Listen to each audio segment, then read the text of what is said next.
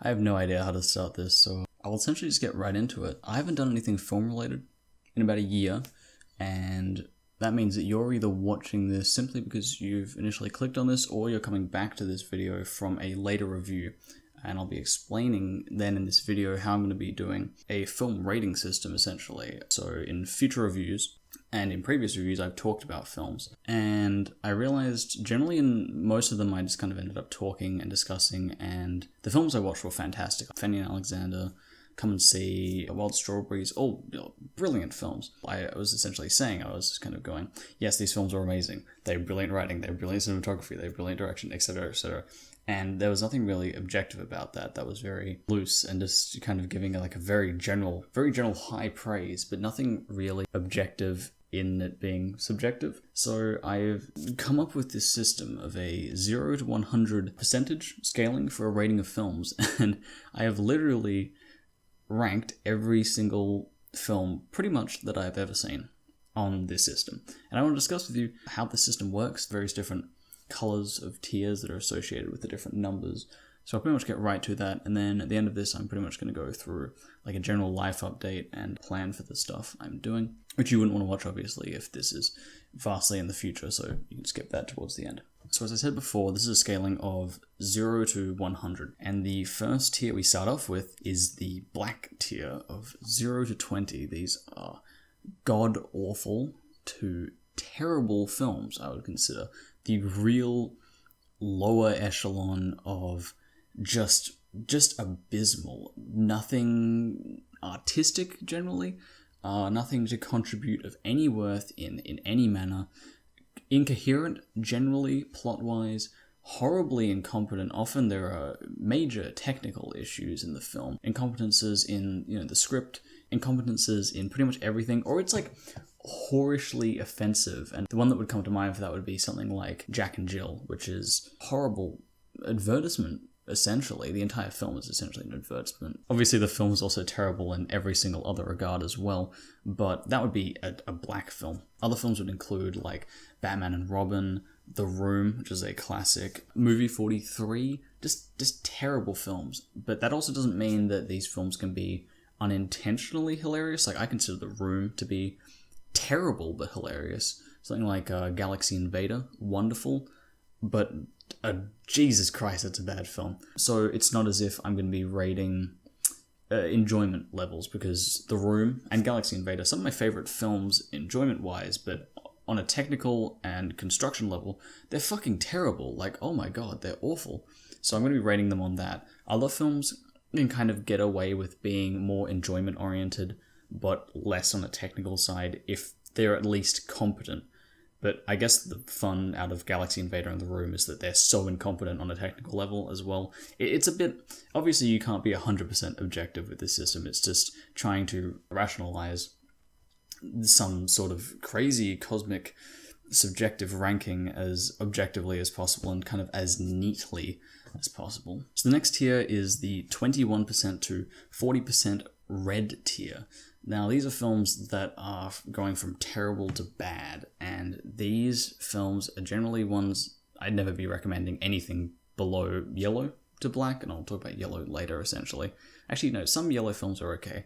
The red category is essentially films that are just slightly better than the black films, which are, like, god-awful, and then this is more, like, yeah, getting there to satisfactory, but really there's just something pulling them down that's really just not fantastic in the slightest. Really, generally these films will be kind of artistically lacking, like the black tier films, and generally incompetent as well, lackluster. The worst thing for these films is they're often incredibly boring and dull and unfocused and uninteresting. And it's not like you can't have a long film that's fantastic, but I mean, these are films that are dull and boring, but might even, be a very, very fast-paced action film, and that's kind of the contradiction of a lot of these. An example would be, like, a Transformers film. I think all of the Transformers films I've listed are in, like, the low red zone, but, they're, like, hyper, fast-paced, crazy CGI action films that are so intense, but at the same time, the irony of that is that when you have a 45-minute CGI-filled action scene, it becomes dull immediately because it's such a sensory overload. So that sort of film's in the red category. Other films would be something like Prometheus. Another one would be 47 Ronin, the 2013 remake, not Chushingura, which was directed by Mizoguchi, who directed a great film called Ugetsu Monogatari, which was a favorite film of Tarkovsky's, and I love Tarkovsky, so there you go, check that one out.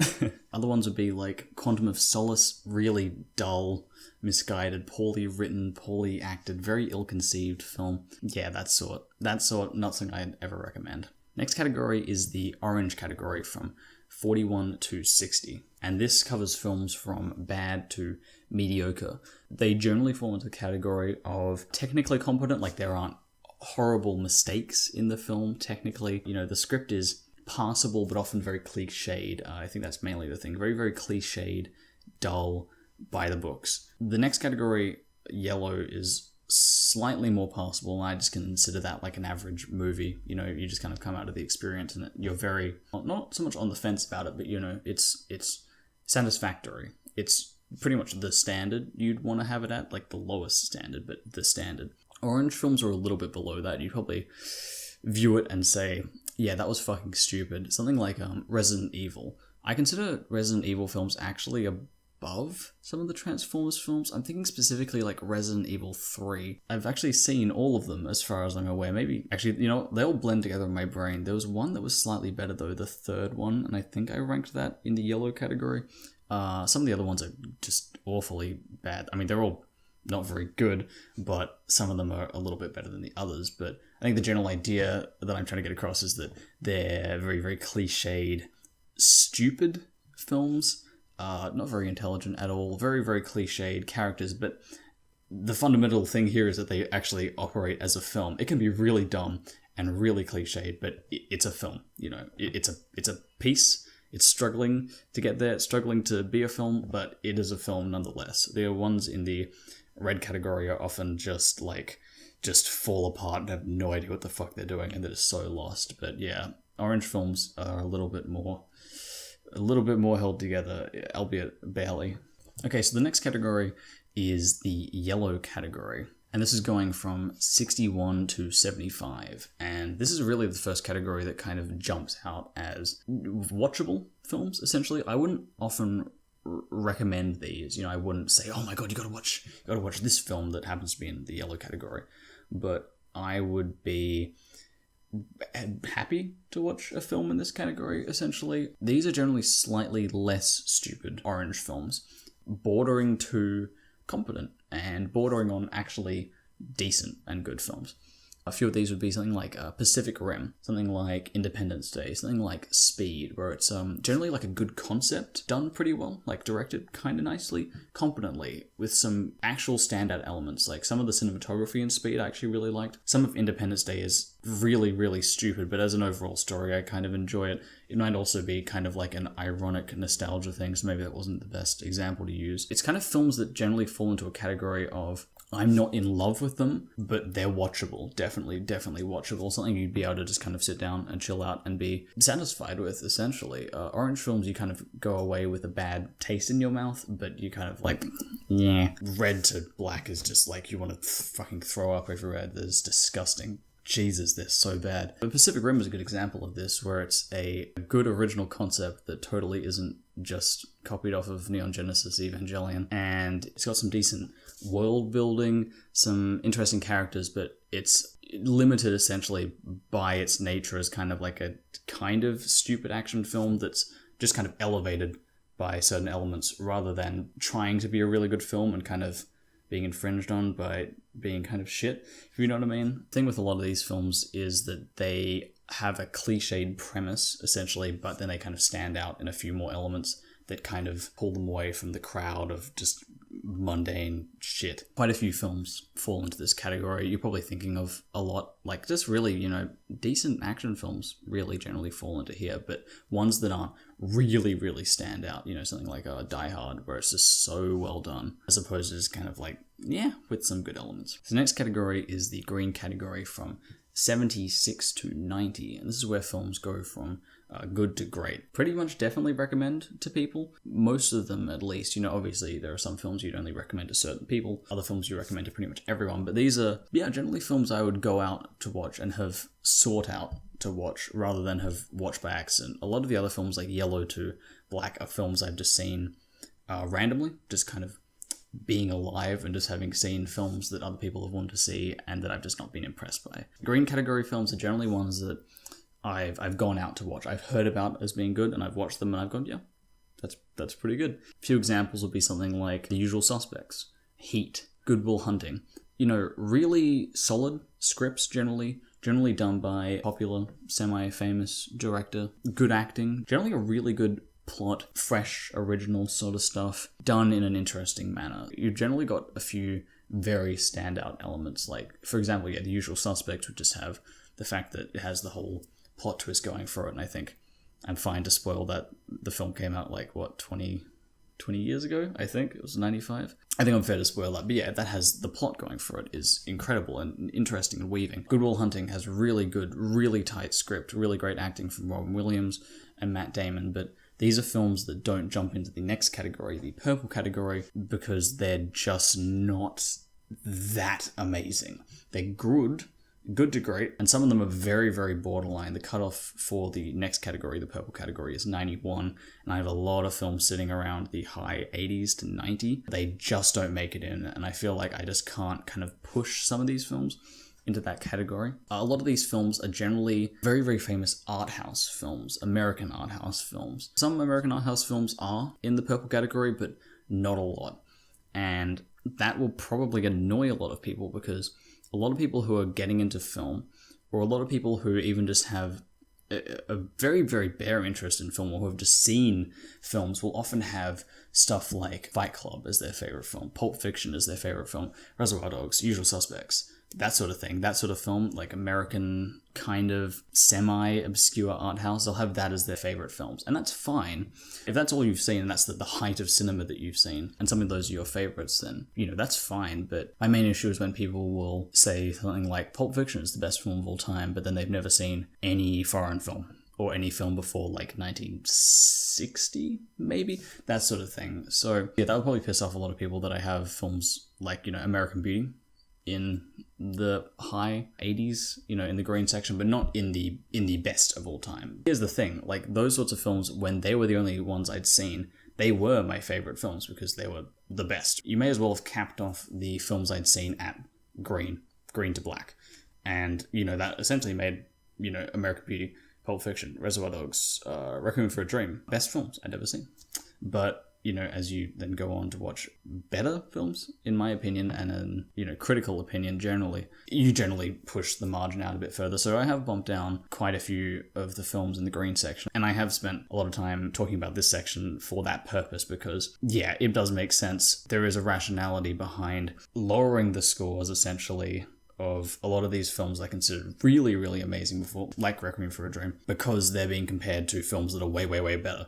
It's not because I see a foreign film and I go, oh yes, that must be in the purple category because it's foreign and people say it's really good. Because obviously that's not the case if, something like IMDb says that Shawshank Redemption is the best film of all time, if The Dark Knight is in the top 10, if Pulp Fiction is number 4. Obviously, I don't believe that. None of those films are in the purple category, except Pulp Fiction, I think. Pulp Fiction's a little bit of an exception, and actually that's a good point to make. There are a few exceptions, obviously. Another one would be Goodfellas. Fantastic film, but also one that's popular among a lot of people who aren't super duper into foreign film, into kind of more obscure film. So the final category is the purple category, as I said, and this is from 91 to 100. And there are a fair few films I put in here. Obviously, it's one of the smaller categories. Actually, the smallest category would be like red and black and orange, that sort of thing. But that's just generally because I don't like to watch a lot of terrible films, or I don't, actively seek that out, or I don't watch a film that I think is going to be good and is, that terrible. Generally, I'll go into many films thinking they're going to be green, purple, and not a lot of them come out being yellow, orange, like a very, very few amount. Generally, I think it's going to be purple, and then it's low green. That's generally the worst it gets. But purple, great to amazing. These are films I consider brilliant. Brilliant in pretty much every way. Almost kind of perfect films.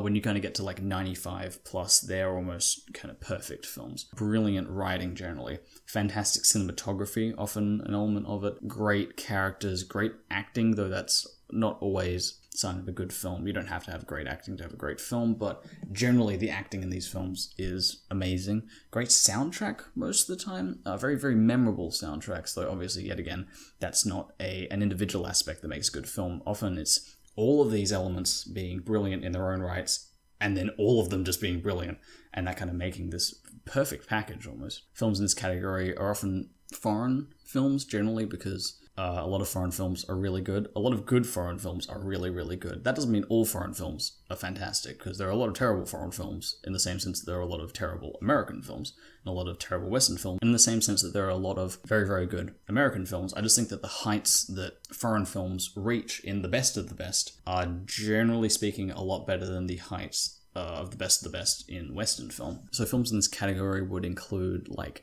Stalker, Workmeister Harmonies, Harakiri, that sort of thing, you know, generally bordering philosophical kind of discussions on things, sometimes kind of very, very broadly spanning epics, something like Barry Lyndon, which is one of my favorite films, also my favorite Kubrick film, actually. A lot of people really, really like 2001, which I also love. I just think Barry Lyndon's just a little bit better. Just a little bit better. The thing with this category is, though, that I wouldn't recommend all of these films to everyone, because a lot of them are foreign. I wouldn't recommend them to Joe Blogs. I like Transformers, etc. I'm a very casual viewer, which is fine. The thing about this, though, is that I wouldn't often recommend many of these films to everyone. I'd recommend them kind of very, very specifically to certain people. Like, hey, you know, if you liked this, you would really like, you know, this one film. I wouldn't kind of go, hey, everyone should watch Southern Tango, everyone should watch The Workmeister Harmonies, that sort of thing, because not everyone's going to like them. A lot of this is kind of very specific tastes, I guess, unless if you're really kind of happy with everything, but not a lot of people are just kind of like that generally from what I've seen. But a lot of these films do have a very strong technical backing in that they're fantastically written, shot, etc. And it isn't just like, I really, really like this type of film, so it's going to be put in the purple category. Like, I really like, you know, very, very specific crime, action, horror, etc. You know, this cross blend of something. And that makes it really good. No, it's generally that it's brilliant, and because it's like artistic in its brilliance and very fresh and very interesting, it has very original kind of creative ideas, and then it has a technical backing that kind of puts it in that category. But because of that, it generally makes it very, very niche, and that means that a lot of these films people would disagree with me on, artsy sort of stuff that a few people who like a lot of films in the green category, and I'm talking about those people who like Pulp Fiction, that sort of thing, would probably call me pretentious for liking, and a few of them are pretentious, but they're also pretentious and brilliant on a technical level, so it's like, what can you do? So that rounds up all of the categories from 0 to 100, but there are two other categories. The first one is the heart category, and these are films that I like, and I would recommend to very specific people in the same way that I would recommend very specific purple films to certain people. But these are films that I find impossible to rate on a numerical scale. They're generally very, very abstract and weird and don't have a very coherent story. Sometimes they have no dialogue, plot, characters, that sort of thing. Films like this would include Angel's Egg, The Color of Pomegranates, Eraserhead, Hausu, The Act of Seeing with One's Own Eyes, which I would actually never recommend watching, really. That's not a very fun experience. They generally don't have a lot of dialogue, a lot of characters. They're very, very abstract, and they're just not really possible to rate on a system because of that, because they don't really follow the conventions of a film. You know, some of the films in the purple category, and a lot of very, very good films, will sometimes not follow a lot of conventions of normal film. You know, like some films will not have any dialogue, like older silent films. Actually, I should mention that some very old silent films, like from the 20s, I don't find possible to rate because they're just so different to all the other films I've seen, and it's kind of very, very difficult to rate it in an enjoyment factor and a kind of technical factor when you're totally missing something like, you know, music and dialogue. That's just amazingly important, and obviously it's a testament to the film if you're able to make a compelling film without those elements.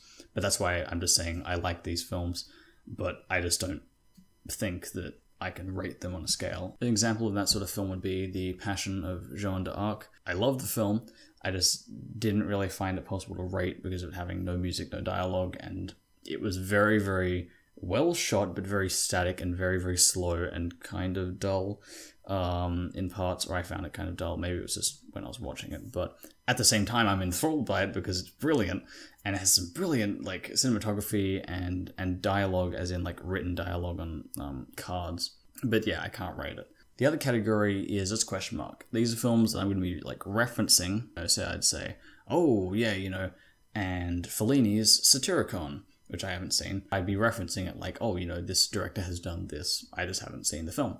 And because I'm going to be putting a rating essentially under every single film I mention, so you can kind of start to collect, hopefully in your brain, a database of the films I like. And then if you agree with my recommendations on certain other things, you'd be like wanting to check out other films I've mentioned, that sort of thing. So that kind of contributes to the whole system. But obviously, there are going to be times where I'm going to be referencing films that I haven't rated, and that's just what the question mark means. So that sums up the rating system, essentially. I think I tried to get through that as kind of quickly as possible, even though I did kind of go on tangents a little bit, but I kind of wanted to just very broadly explain what the different categories were, because it is going to be a system that I try to adhere to as much as possible, and that is kind of important, because if you do agree with a lot of my opinions and the sort of films I like, then I'd be wanting to give you essentially the most objective scaling of films I like as much as possible. So, you know, if you're thinking, hey, you know, I like this film by this person, and, you know, I agree with this guy's rating of this, then you're going to be wanting to check out, hopefully, other films that I rate around that level, and probably the other films of the directors I rate around that level, you know, that sort of thing. So yeah, that's pretty much it. And I'm going to pretty much be doing like a life update and a channel update. If you're watching this video pretty much beyond like 6 months from now, like down there, then this isn't really worth watching. This is pretty much just me explaining life situation at the moment, what I'm going to be doing with the channel, that sort of thing. But obviously in 6 months' time, hopefully I'm already going to have done that and been doing the things and doing the other things and do. So that should be all good. So farewell if you're leaving now. Have a nice day. Okay, general life update. I just finished year 12. I did exams. I don't know how well I did in them. Like, I have a general feel of how well I did in them, but I haven't got my mark back yet. General life aspiration, going to be moving to Melbourne. I live in Australia. I'm currently situated in the city of Perth. Not Perth, Scotland. Hey. That's because I said I was in Perth, Australia, so I couldn't be fucking living in Scotland now, could I? If I don't get in, essentially, it's seppuku for me. My life is completely over, and it's completely defined exactly by what school mark I get. I'm going to be studying film there. It's a place called Swinburne. I don't know if anyone else in Australia has heard of this place. It's meant to be pretty good. I'm going to be moving there with some other people I'm friends with, as most people do, to an apartment, and I'm going to be setting up shop there with this kind of setup. I'm currently still in Perth, obviously, so I'm going to be doing a fair few reviews because I've got, you know, quite a bit of time off, and I've seen a lot of films over the past year, like a lot of films, and my brain's going to fucking burst if I don't start discussing them, you know, pretty much ASAP. So I should have a fair few videos here, and then there'll probably be a break. And then I'll be doing stuff, hopefully semi-permanently, in Melbourne. But yeah, if you're watching this in the future, then that kind of explains why I had five reviews of films, and then there's a year gap, and then there's this. And I'm talking about fucking rating systems and all that shit, and you're like, wait, why has he got like this here, and he's like chopper read, that sort of thing. This totally isn't like the setup of another person, totally not named Anthony Fantano. I don't know, I was gonna chuck a different one up every week. This just happens to be my favorite album of all time, currently, has been for about 5 years. I have a lot of other albums I really like, but generally I'll try to kind of get something from my vast collection, which actually isn't extremely vast. I'll try to get an album that kind of fits potentially with the film I'm talking about, kind of in tone. Obviously, this is just about ratings, so I can't really get an album that's, I don't know, maybe get an album that's about systems. Actually, OK Computer would be pretty good for that. And probably I'm going to try to get this as a green screen, this poster. I set this up, but then I just couldn't be fucked going out and buying green paint because I'm a lazy cunt. I don't even particularly love this film. It's good. It's actually in the green category. That's pretty ironic that I'm going to be green screening that. I could have actually just played that off as a joke, but I'm not going to because that's too good a coincidence. That's pretty much it, actually. That's like the general life update.